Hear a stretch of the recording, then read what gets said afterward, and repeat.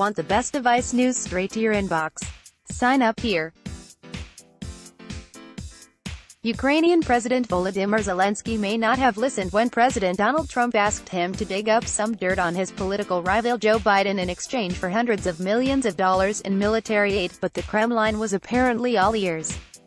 The same Russian government hackers who broke into the Democratic National Committee in 2016 successfully breached the network of Ukrainian gas company Burisma at the end of 2019, according to a bombshell new report from California cybersecurity company Area 1. Burisma, which has yet to comment on the report, it is the gas company where Hunter Biden, son of Democratic presidential nominee Joe Biden, sat on the board of directors for 5 years. Trump has repeatedly made allegations that the former vice president used his power to bury corruption investigations against his son in Ukraine. But all claims have been shown to be baseless. The hacks took place in November and December, at the height of the impeachment scandal in Washington, and targeted subsidiaries of Burisma.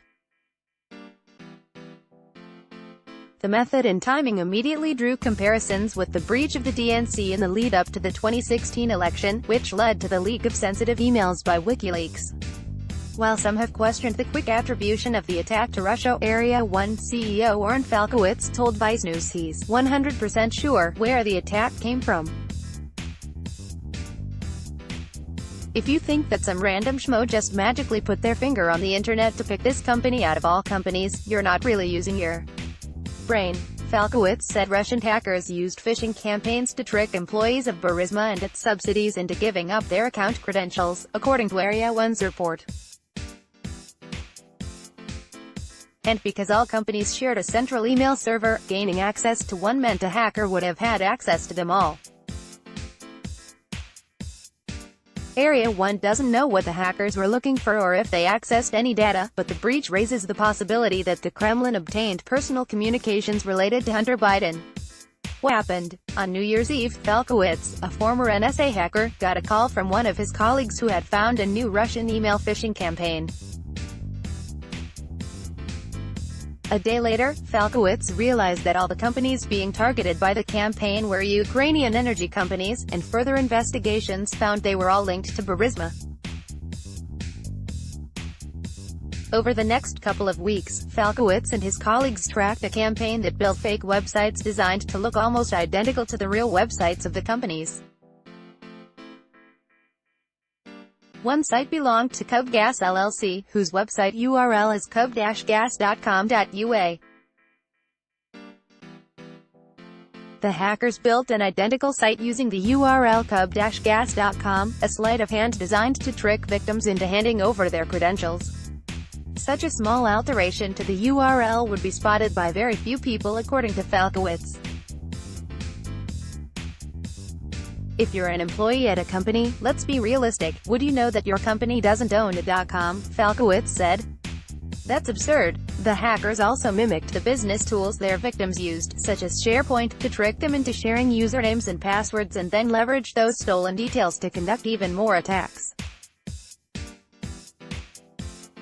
These attacks are designed to circumvent any cybersecurity training companies like Burisma might get their employees to conduct.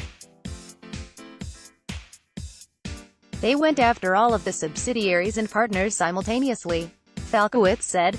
So once you get someone's username and password, you can then use those accounts to launch even further phishing attacks, and those become even more authentic, and so training is absolutely the opposite of what stops these types of campaigns. Who are the hackers? Hackers linked to Russia's main Directorate of Military Intelligence, or GRU, conducted the attack, according to Area 1.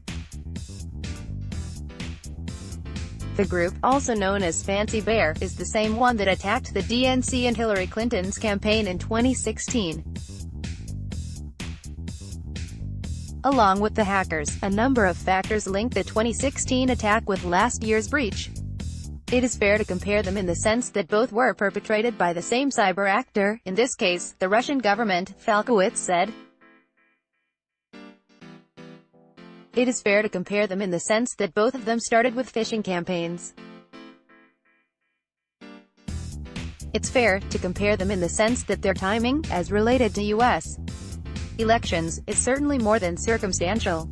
The attacks began in November when the House impeachment inquiry was underway, and the news of the breach comes as the House prepares about send the articles to the Senate, where President Trump's trial will start. While some experts have urged caution about attributing the attack so quickly, others at cybersecurity companies FireEye and Threat Connect have backed up Area 1's claim about Russian involvement. But both have hedged their conclusions about whether Burisma's email server was breached. Area 1 co-founder Black Darsh told Reuters that the company has unpublished information that links the attacks to a specific GRU officer in Moscow. What data were compromised? Area 1's report claims only that the hackers breached the email server belonging to Burisma. It does not speculate on what information the hackers may have done once inside the system. But if Russian hackers did successfully breach Burisma's network, they could have obtained communications from, to, or about Hunter Biden, who served on Burisma's board of directors between 2014 and 2019, sparking fears that they could use the information to disrupt the 2020 presidential election.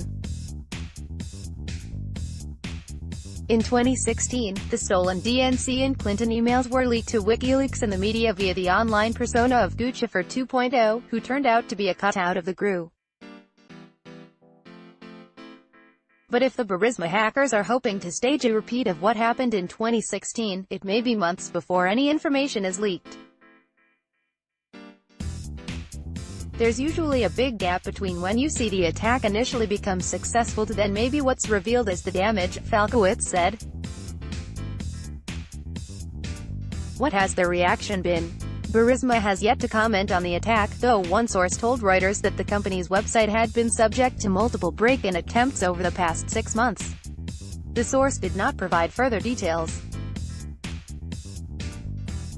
Joe Biden's campaign has not reacted to the hack on Burisma directly but used the opportunity to criticize the president for failing to stop Russian influence in U.S. elections. Any American president who had not repeatedly encouraged foreign interventions of this kind would immediately condemn this attack on the sovereignty of our elections, a spokesman for his campaign told Reuters. The chairman of the House Intelligence Committee, Rep. Adam Schiff, who has led the impeachment inquiry into Trump, said on Monday night that he only learned of the breach of Burisma when he read it in the New York Times, adding that, "It does not at all surprise me. This is indeed what Bob Mueller warned of in his testimony that the Russians would be at this again," Schiff told MSNBC. FBI Director Wray said the same thing, and they appear, if this reporting is correct, to be in the middle of another hacking and potentially dumping operation. Cover image. Fancy Bear's website releases data on the USA and Canada's plot against the International Olympic Committee, IOC. Alexei Malgovko, Sputnik via applets block ads.